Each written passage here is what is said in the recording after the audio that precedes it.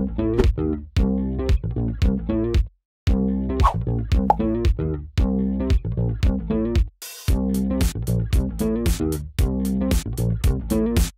à tous, c'est Carole et bienvenue sur ma chaîne Kodaleya. Aujourd'hui, ça fait longtemps qu'on s'est pas vu, je sais, mais je reviens vers vous pour vous parler des lectures que j'ai faites donc au mois de mai et au mois de juin. Alors mai et juin ont été assez prolifiques, je dois dire.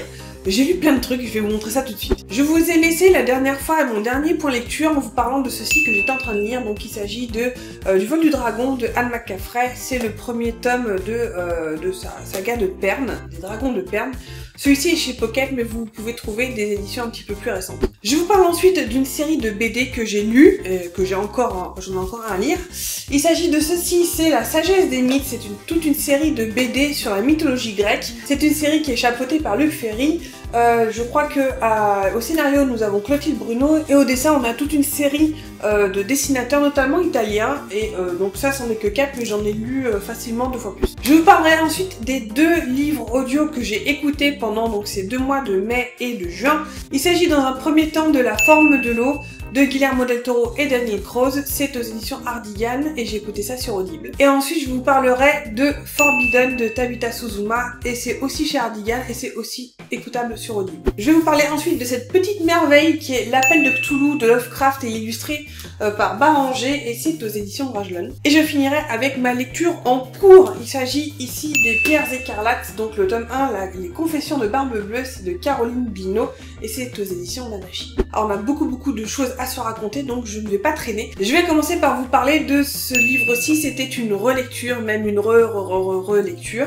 Et d'ailleurs à ce propos je pense beaucoup à Pico Books qui en avait parlé dans une de ses dernières vidéos sur la fantasy, notamment sur ses coups de cœur qu'elle avait eu il y a des années et dont elle serait assez curieuse de relire comme ça 10 ou 15 ans plus tard pour voir si vraiment le coup de cœur de l'époque est toujours présent, si on a vraiment une deuxième grille de lecture. Et c'est justement là-dessus que je vais un petit peu focaliser donc cette chronique. Le vol du dragon, j'en ai déjà parlé, donc c'est le premier bouquin de Anne McCaffrey dans son univers de Pern. Je vais pas revenir en tout cas sur l'univers parce que j'en ai déjà parlé dans la vidéo précédente. Ici, très brièvement, le pitch, nous suivons Lessa, qui est une jeune femme qui des années auparavant a vu toute sa famille massacrée par un lord et elle a réussi à se cacher des yeux en fait de ce lord et de toute sa clique en se grimant et en essayant de vivre comme ça un peu parmi la populace, etc. Et donc elle nourrit un désir de vengeance et donc essayer de récupérer son trône, et aussi de Flar. Donc Flar est un chevalier dragon qui donc vit dans le ver de Benden, et en fait ce ver de Benden est le dernier ver en activité de Pern puisque ça fait 400 ans que les fils ne sont pas tombés, et ce qui fait aussi que en fait les gens commencent à douter de la véracité donc de ces fils, de cette menace qui vient de l'espace. Et du coup aussi de l'utilité des vers et des chevaliers dragons qui coûtent cher aux autres communautés, notamment des forts. Et donc nous avons Flar au début du livre qui part à la recherche de la future dame du ver, puisque la dernière reine dragon a pondu un œuf de reine, donc un œuf doré, et ils ont besoin donc de jeunes filles subir l'empreinte en fait de cette dragonne. Et les dorés étant les seuls qui peuvent pondre justement des dragons, c'est un petit peu la dernière chance pour le ver de subsister. Et donc Flar va tomber sur Lessa et donc va s'en suivre vraiment plein de choses. Voilà, ça c'est vraiment le début du roman. Donc comme je vous disais, c'était une relecture puisque ce livre-ci je l'ai lu la première fois, je devais avoir 17 ans, 18 ans, et c'est avec vraiment des étoiles dans les yeux que j'ai découvert tout l'univers de Pern et dans lequel je suis encore complètement in love. Et donc cette relecture, comme je vous disais, c'était faite de façon assez intéressante puisque j'avais vraiment envie de le relire. En ce moment je suis à fond dans un forum RP, donc voilà, j'avais envie de me réimmerger dans cet univers-là. Et en fait, voilà, je voulais vous parler justement de cette relecture puisque depuis mes 17 ans, il y a plein de choses qui se sont passées, hein, ouvert les yeux sur pas mal de choses qui vont pas dans notre société, et justement cette relecture, malgré le fait que je suis toujours in love de cet univers, Il y a des choses, du coup, que j'ai lues, en fait, quasiment pour la première fois, et que je me suis rendu compte que j'avais pas forcément lu, et compris peut-être la même chose. Il y a eu des choses qui m'avaient pas choqué à l'époque, qui me choquent maintenant, et notamment un extrait que j'ai noté justement sur ma liseuse. Je vais vous lire ça tout de suite. Alors ça se passe au milieu du bouquin, je vais vous remettre un petit peu dans le contexte. En fait, quand les hommes et les femmes ont subi l'empreinte du dragon, ce sont vraiment deux entités qui ont quasi fusionné en fait au niveau du mental. Il y a un lien télépathique extrêmement fort entre le dragon et l'humain, à tel point que donc ils se parlent par télépathie et que ils ressentent les sensations et les sentiments des autres. Et en fait, quand les dragons et les dragonnes sont en rut et sont en période nuptiale, il y a ce qu'on appelle le vol nuptial, et ce qui fait que donc la reine qui donc part dans son vol nuptial, qui appelle en fait les mâles du ver à la poursuivre et un peu à la gagner entre guillemets. Et à ce moment-là, en fait, l'esprit de l'homme et du dragon un peu fusionne, et on a en même temps que les dragons en fait se copulent, en fait le dragon et la dame de la dragonne copulent aussi de leur côté. Et en fait, ce que je vais vous lire là, donc ça se passe donc après le vol nuptial donc de l'héroïne Lessa. Flar, donc qui est l'homme qui l'a découverte dans le fort où elle se terrait, et qui donc dont le dragon va couvrir la reine, se rend compte, comme je vous disais à ce moment-là, qu'en fait à ce premier vol nuptial, il se rend compte que Lessa était vierge. Et je vais vous lire exactement ce qui est écrit dans le texte. Il lui saisit le bras et sentit son corps se raidir. Il serra les dents, regrettant, comme il l'avait regretté au moins 100 fois depuis que Ramoth avait décollé pour son premier vol nuptial, que Lessa ait été vierge elle aussi. Il n'avait pas pensé à modérer en lui les émotions provoquées par les dragons, et la première expérience sexuelle de Lessa avait été violente. Il avait été surpris d'être le premier, considérant que sa jeunesse s'était passée au milieu de soldats paillards. De toute évidence, aucun n'avait cherché à pénétrer le rideau de haillons et la croûte de crasse qu'elle entretenait soigneusement comme déguisement. Depuis, il s'était montré doux et plein d'égards, mais à moins que Ramoth et Nemens ne fussent aussi en cause, il avait toujours l'impression de la violer. Alors comme vous voyez, c'est un extrait qui est quand même assez fort et qui illustre vraiment aussi, même s'il y a vraiment des aspects qui sont très en avant-garde, très féministes entre guillemets, dans ce livre et dans cet univers-là, il se trouve que ça n'empêche pas de pêcher au niveau de cette culture du viol qui est quand même assez présent, parce que comme vous voyez, Flar s'est pas du tout posé la question si Lessa était vierge ou pas, et il y a cette question de rapport qu'ils ont entre les deux, et aussi le fait que que le sexe en fait entre Dragon Riders, entre cheval et dragon, surtout quand il est dicté en fait par le rut des dragons, c'est un sexe bestial, et en fait les humains perdent leur libre arbitre dans la relation. Alors ça peut du coup poser un petit peu des problèmes justement au niveau du côté culture de viol, parce que les hommes ne maîtrisent pas leurs pulsions, c'est quelque chose de bestial, etc. Alors que ça met quelque chose dans une relation entre un homme et une femme, ou un homme d'ailleurs, un petit peu faussé et qui pourrait du coup être mal interprété. Et c'est intéressant justement de voir cette relecture comme ça à 15 ou 20 ans, même quasiment 20 ans d'écart, de dire que à 17 ans on a une grille de lecture et à 35 on en a une autre quoi. Et ça me ferait très plaisir d'ailleurs de voir si Picobooks relit ce livre, et si éventuellement d'autres parmi vous l'ont relu et ont vraiment aussi, ou celui-ci du moins, ou d'autres livres aussi, et ont du coup découvert une autre facette du livre qu'ils ont lu une première fois il y a 15 ans et lu une deuxième fois là maintenant. Et si vraiment il y a des choses qui vous avaient échappé quand vous aviez 17 ans et qui ne vous échappent plus maintenant. Ça m'intéresserait de savoir si ça vous est déjà arrivé. Alors au-delà de ça, vraiment ça a été un bonheur de se replonger là-dedans. Donc ça c'est le premier tome, il y en a 3 autres après. Et je pense que je vais les picorer entre deux lectures, parce que c'est vraiment un univers dans lequel je me replonge avec vraiment beaucoup de bonheur. Et je sais très bien ce qui va se passer après au niveau de l'intrigue, mais c'est un petit peu une Madeleine de Proust, tout l'univers de Pern, et C'est vraiment l'univers dans lequel j'ai envie de replonger, et dans lequel je replonge en ce moment avec le RP. Et voilà, c'est un monde dans lequel j'ai pas forcément envie de sortir en fait. J'enchaîne ensuite avec ces lectures donc de cette série de BD, donc La Sagesse des Mythes. Vous trouvez ça aux éditions Glénat et vous avez plein de tomes différents. Là j'en ai 4, j'ai Prométhée, La Boîte de Pandore, Antigone, l'Iliade, donc le premier tome de l'Iliade, La Pomme de Discorde, Jason et la Toison d'Or, ça aussi c'est le premier tome. Et sinon j'ai aussi lu Thésée, Persée et la naissance des dieux je crois. Et que vous dire sur, je vais pas non plus vous faire un résumé de chaque, mais en tout cas vous parler des points forts vraiment de toute cette série de BD. Déjà au niveau du style, enfin du style de dessin je parle, hein. Au niveau du style de dessin, c'est à tomber par terre. Pour moi, en tout cas, c'est sans doute ce que fait de mieux la BD, je dirais franco-belge, mais je me suis rendu compte que la plupart la plupart des dessinateurs sont italiens. Et alors déjà, donc comme je vous disais, le dessin est absolument magnifique. Donc, je ne sais pas si vous voyez déjà j'essaie de bien vous montrer les couvertures qui sont... Moi j'adore ces couvertures, je pense que elles vendent vraiment beaucoup de rêves. Et alors, comme je vous disais, en fait, ces bouquins, enfin ces BD relatent chacun un mythe de la mythologie grecque. Donc là comme vous voyez, ça c'est le premier tome de Jason, ça c'est sur l'Iliade. Et donc vous en avez vraiment en général un qui est comment dire réservé donc à un mythe. Vous en avez certaines qui sont un petit peu plus longues puisque forcément le mythe est un petit peu plus large comme Jason, l'Odyssée ou l'Iliade par exemple.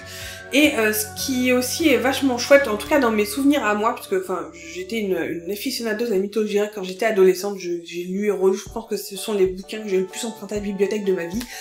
Et donc bah, j'étais un petit peu incollable sur les mythes, et en fait je me suis rendu compte que notamment certains, pas tous parce qu'il y en a certains dont je me souvenais vraiment très bien, mais il y en a certains en fait dont je me souvenais pas non plus de la totalité du mythe. Par exemple Thésée, je me souvenais très bien du début avec Athènes qui doit donner 12 fois 2 je crois, 12 Athéniens et 12 Athéniennes à Minos, donc pour qu'il les perde dans son labyrinthe.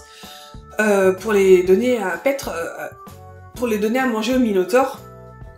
Mais il y avait en fait c'est toute la suite de ce mythe-là. Une fois que Thésée a tué le Minotaure, qu'est-ce qui se passe après?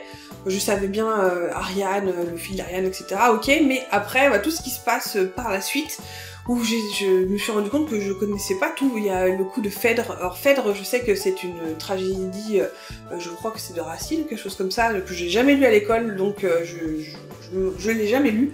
Et je connaissais pas forcément ce mythe à part que c'était une tragédie, donc logiquement ça se termine très mal. Et du coup j'ai redécouvert ce mythe-là dans ces BD-là, et du coup je les trouve non seulement très bien dessinée, très bien documentée, elle couvre tout, elle cache rien, il y a du cul, il y a de la violence, etc. Et elle cache rien des mythes, elle ne les édulcore pas, ce qui est plutôt bien. Et en fait, à chaque fin de chaque tome, vous avez un petit laïus, enfin quand même un petit dossier d'une dizaine de pages sur en fait un thème philosophique qu'engendre en fait chaque mythe.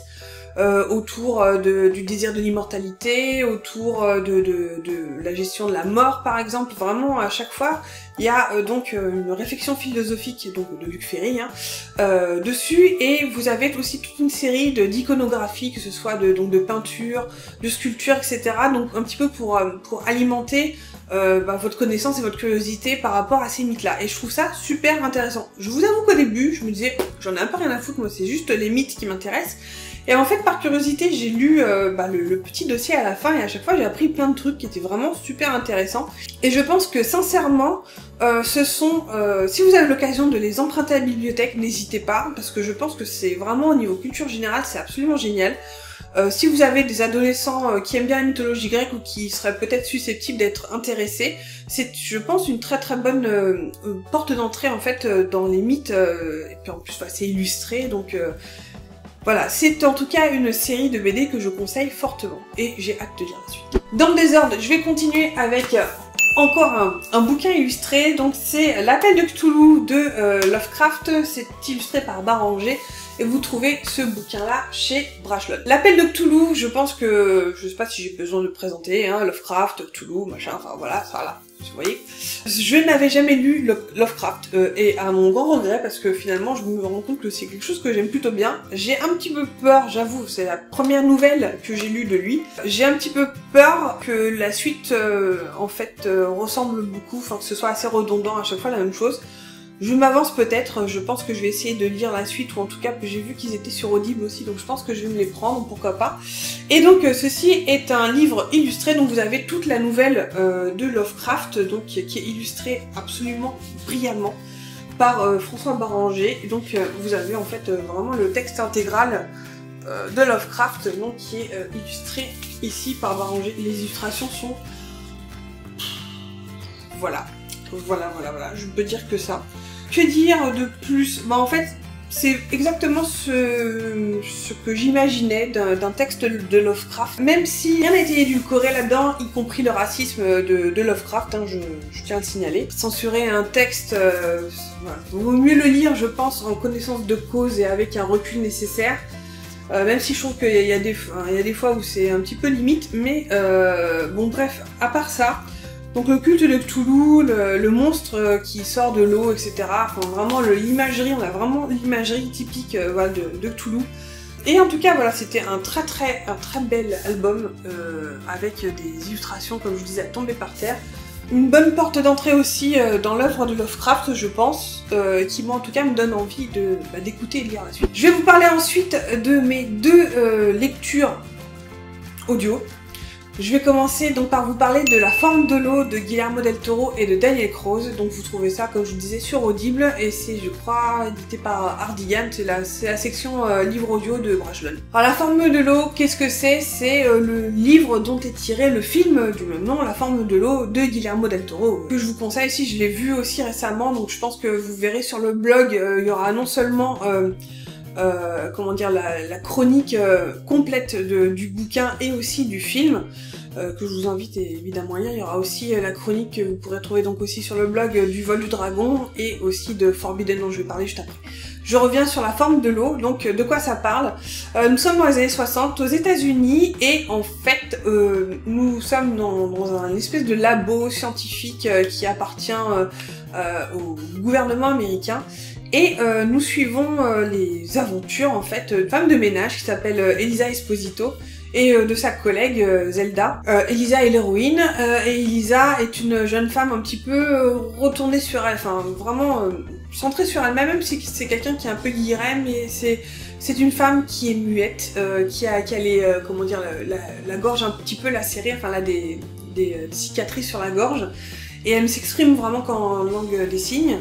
Et donc, en fait, il y a que Zelda qui comprend un petit peu ce qu'elle raconte, puisqu'elle parle un petit peu aussi la langue des signes. Leur vie va basculer le jour où, donc, dans leur laboratoire, arrive une créature un petit peu étrange, puisque c'est une créature amphibie qui a été capturée dans l'Amazonie, et qui va donc être un petit peu étudiée de façon brutale dans les locaux du labo. Et Elisa va en fait se lier d'amitié avec cette créature-là. D'abord d'amitié, et ensuite ça va aller beaucoup plus loin, puisque c'est une histoire d'amour entre Elisa et la créature subaquatique. Donc on a vraiment une espèce de déclinaison de La Belle et la Bête. Techniquement, c'est vraiment ça. Avec des personnages qui sont vraiment très attachants, on s'attache beaucoup à Elisa par rapport à sa sensibilité, par rapport à son humanité aussi. Et pareil pour l'homme aquatique qui d'ailleurs dans le bouquin est surnommé Deus Branchia. Et ça c'est un truc par exemple dans le film que j'ai pas du tout vu. Deus Branchia, je trouve que c'est un nom qui lui colle vraiment bien, que j'aime beaucoup. Et ils en parlent, je crois que je l'ai pas entendu une seule fois prononcé dans le film. Bref. Et en fait, voilà, on a cette espèce d'histoire d'amour absolument impossible entre une femme et puis une créature d'une espèce inconnue, qui est le dernier de sa race, et voir comment justement leur relation évolue, comment l'amour naît entre les deux, et comment elle va se développer et tout. Donc il y a quelque chose dans ce livre qui m'a vraiment turlupiné pendant toute ma lecture et toute mon écoute, c'est que ce livre est écrit au présent de l'indicatif, et même encore maintenant, je ne comprends pas l'intérêt de l'avoir écrit au présent. Alors certes, ça donne quelque chose de plus comment dire, peut-être plus dynamique, et encore que franchement je trouve pas. Mais peut-être plus direct, on est dans l'action immédiate, mais je trouve que ça dessert le récit, et je trouve que ça lui donne en fait un aspect hybride. Dans le sens où la forme de l'eau, en tout cas moi c'est l'impression que j'ai eue, c'est que j'avais l'impression d'être entre un roman, donc vraiment romancé, avec une narration de roman, et un scénario. Un scénario, justement, ça a ce côté direct, ça a ce côté, justement, c'est écrit en général au présent, et normalement ça laisse de côté tout ce qui est... tout ce qu'on ne peut pas voir à la caméra. Et il y a ce côté un petit peu hybride qui, moi, m'a un petit peu gênée, parce qu'on n'était ni dans un roman, ni dans un scénario. On a des choses qui sont développées dans le roman, notamment par exemple toute la capture en fait de Deus Branchia qui est au début du bouquin, qui est absolument pas dans le film, et ça c'est plutôt chouette. Et même je trouve que le développement du personnage de Deus Branchia est beaucoup plus important dans le film que dans le bouquin, pardon, que dans le film. Et même par rapport à son apparence, parce que on a l'impression qu'il a de la couleur, enfin il est vraiment décrit comme ayant des taches de couleur luminescentes sur le corps, et puis quand il est dans l'eau, il y a l'eau qui change de couleur, etc. Et ça, j'ai pas trouvé ça non plus dans le film, c'était vraiment bizarre. Sauf à la fin, peut-être à la toute fin du film, je vais pas dévoiler, mais à la toute fin du film, il y a ça qui arrive, mais il y avait quelque chose de bien plus magique et bien plus irréel dans le bouquin que dans le film. Et ça, c'était plus chose. Voilà. Le pourquoi, du comment, du présent, enfin qu'on m'explique, parce que moi je comprends toujours pas. Et je continue donc avec un autre livre audio donc que j'ai écouté sur Audible. Il s'agit de Forbidden de Tabitha Suzuma, et donc c'est aux éditions Hardigan. Alors Forbidden vous dit peut-être quelque chose si vous suivez Fairy Neverland, donc Justine qui en a parlé il y a quelques années. D'ailleurs c'est là-bas que j'en ai entendu parler moi aussi, et je comprends totalement ce qu'elle voulait dire à propos de ce livre, parce que je suis complètement d'accord avec son analyse dessus. Alors attention, trigger warning quand même par rapport à ce bouquin-là, puisque ça aborde un sujet qui est quand même pas facile du tout, ça c'est clair, puisqu'en fait Forbidden parle d'une relation incestueuse entre donc un frère et une sœur qui vont tomber amoureux l'un de l'autre. Alors comme je vous disais, c'est un sujet qui est quand même assez lourd à porter, et j'avais un petit peu peur de la façon dont ça allait être abordé justement. Je voulais pas que ce soit un petit peu genre Kikoulol, l'inceste c'est génial, et c'est pas du tout le cas, c'est vraiment abordé avec beaucoup de franchise aussi, et aussi beaucoup de pudeur, beaucoup de... Voilà, c'est pas forcément... peut-être les détracteurs de ce bouquin-là vont dire, voilà, l'inceste c'est niette, c'est tabou, c'est non, voilà, c'est comme ça, c'est pas autrement. Et forcément ce livre, on va leur poser problème, ça c'est sûr, mais... Alors moi je sais pas, j'avais un petit peu peur de ça au début, je dois l'avouer, voilà, le thème de l'inceste c'est quelque chose qui est un petit peu touchy quand même. En toute honnêteté, ça m'intéressait aussi parce que ça me rappelait en fait un téléfilm que j'avais vu il y a super longtemps, je sais plus si c'était sur TF1 ou M6, enfin vraiment le genre de téléfilm que vous voyez après le JT de 13h, où en général il y a toujours un truc un petit peu... qui est une histoire d'amour ou je ne sais quoi, et ce téléfilm en fait était sur une histoire d'amour justement entre un demi-frère et une demi-sœur qui tombent amoureux de l'un de l'autre, et donc tout le côté un petit peu, voilà, le tabou de l'inceste, encore que là c'était demi-frère, demi-sœur, donc c'est pas non plus aussi violent, aussi grave que dans Forbidden, puisque là dans Forbidden, on suit en fait Maya et Lokan, donc qui sont deux frères et sœurs, donc d'une même fratrie, ils sont 5 enfants, et ils ont une vie pourrave. Autant le dire tout de suite, leur père leur a abandonné pour aller fonder une deuxième famille au fond de l'Australie, je crois, et ils sont en contre-fou de ces 5 enfants, juste vous recommencer à zéro, ils leur donnent pas de nouvelles, etc. Leur mère est une femme qui est assez, comment dire, puérile peut-être, enfin, en fait c'est un peu une adolescente attardée qui a peut-être 5 enfants, mais qui s'occupe pas d'eux, qui les néglige, qui est alcoolique en plus, qui change d'amant, qui va d'amant à amant en cherchant l'homme idéal et qui trouve jamais, et qui délaisse ses enfants à côté. Donc voilà, c'est quand même une situation familiale qui est quand même assez lourde.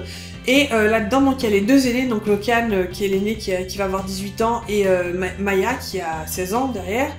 Et qui sont un petit peu le rock de cette famille, puisqu'on a ensuite les trois enfants qui sont en dessous, il y a Kit qui a 13 ans, il y a Tiffin qui a quel âge, je crois qu'il a 6 ou 7 ans, et la dernière c'est Willa qui a 5 ans je crois. Et donc les deux aînés font office de papa et maman dans la maison, et c'est dur pour eux, c'est dur de gérer ça, c'est dur de gérer l'école à côté, c'est dur de gérer la vie en général, et ils vont se souder tous les deux, voilà, vraiment en tant que soutien moral et soutien tout court, quoi. Et en fait, il va arriver ce qui va arriver, c'est qu'ils vont tomber amoureux l'un de l'autre, et même si ils sont tout à fait conscients et ils luttent vraiment beaucoup contre cet amour qui pour eux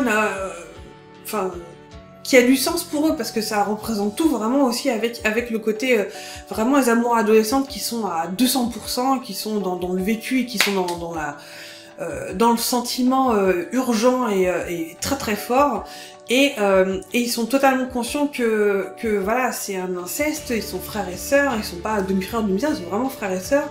Mais pour eux, c'est comme une erreur de la nature de les avoir fait naître de la même mère, en fait, et du même père, parce que ils ont un sentiment l'un pour l'autre qui est vraiment extrêmement fort, et qu'ils ne comprennent pas. Ils sont tous les deux consentants, ils sont tous les deux... vraiment, c'est un amour très pur qu'il y a entre les deux. Et au-delà de ça, voilà, et la société, c'est un peu le pas de bol d'être né dans la même fratrie qui fait que... voilà, quoi. Et en fait, ce qui m'a vraiment brisé le cœur dans ce roman-là, c'est que on sent la tragédie. C'est une tragédie grecque, vraiment dans toute sa splendeur. Et on a vraiment l'impression en lisant, enfin moi en tout cas c'est l'impression que j'ai eue, on a l'impression de voir comme une voiture qui s'en va à une vitesse folle, et on sait qu'elle va rencontrer un mur, et on espère en même temps que le mur est pas là, ou qu'il fera voilà, juste avant voilà, on espère jusqu'au bout que ça va pas se terminer mal. Et même si on sait qu'il y a pas d'autre fin possible, quoi. Et c'était vraiment une lecture qui a été déchirante, vraiment déchirante, et qui aussi pose aussi des questions justement sur cette relation-là, sur un amour interdit, vraiment l'amour le plus interdit possible. Comment est-ce qu'on peut le considérer, donner des jugements là-dessus, est-ce que c'est bien, c'est mal, enfin voilà, ce côté jugement de valeur est difficile à donner en fait.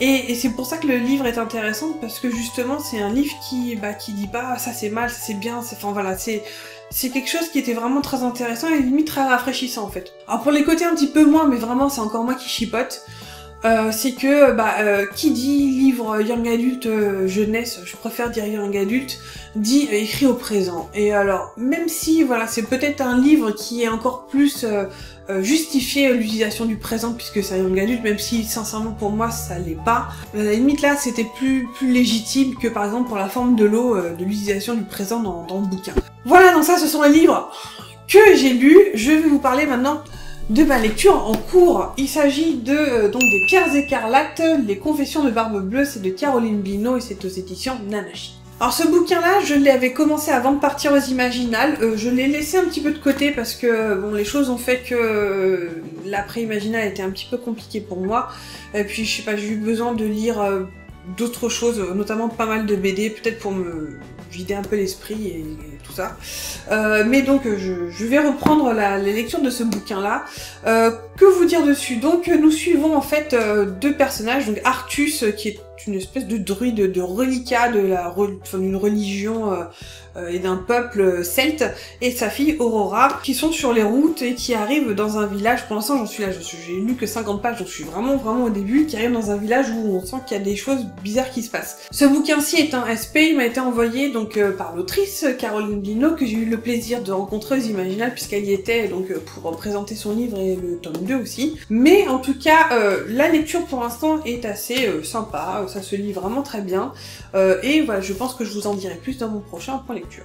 Voilà, c'est ici que se termine ce très long point lecture, mais comme je vous disais, c'est 2 mois mis en un seul, et en plus il y a plein de livres dont je voulais quand même vous parler. Donc voilà, si vous avez des commentaires à m'apporter sur ce que vous avez, lu, si on a lu les choses en commun, écoutez, je serais très curieuse de savoir si vous avez lu par exemple Forbidden, ce que vous en avez pensé, si vous avez lu aussi donc la série des bouquins de BD sur la mythologie grecque ou l'appel de Cthulhu. Dites-moi tout, je veux tout savoir. C'est ici que se termine cette très longue vidéo, comme je vous disais, et là-dessus, je vous souhaite d'excellentes lectures, d'excellents films, d'excellentes séries, d'excellents tout ce que vous voulez, et je vous dis à très bientôt dans une nouvelle vidéo. Ciao!